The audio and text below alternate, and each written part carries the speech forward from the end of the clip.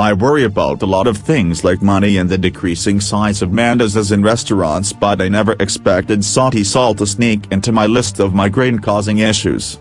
They had gone on a long spell without a decent song, and I was afraid that in 2 years, I, or someone else, would be writing a listicle titled 10 Kenyan artists who faded away without a trace. At number 1 would be Sauti Sol, followed by the likes of Flex, Wakimbizi and Pili Pili, among many others. Such a list won't happen. Forget guns blazing, Sauti Sol has come out with grenade launchers this time. In their latest song titled Extravaganza, they have provided answers to 2 questions that a curious lover of music would ask.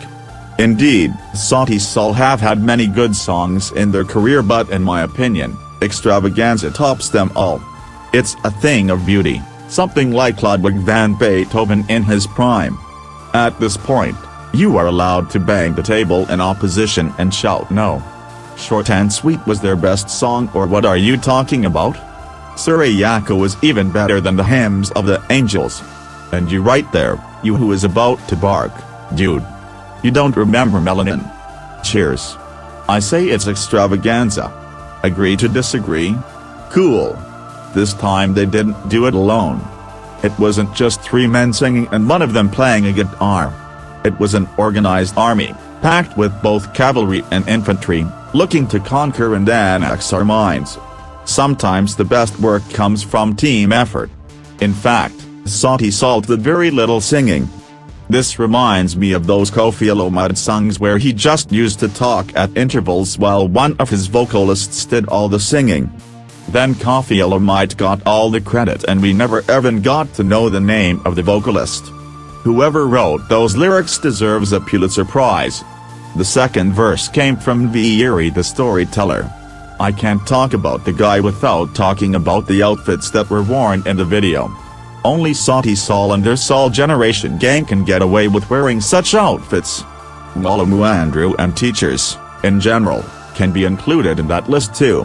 To me, the outfits bring back memories of abuse. They remind me of my high school chemistry teacher. He used to wear the same outfit Vieri is wearing. After he marked the exam papers, he would arrange them from the lowest score to the highest. He would then issue them out in that order. But issuing out wasn't the only thing he did. On his other hand, he had a thick cane, sharpened from the branches of the oldest tree in the school. As you picked your paper and turned to go sit, a stroke would land on your back.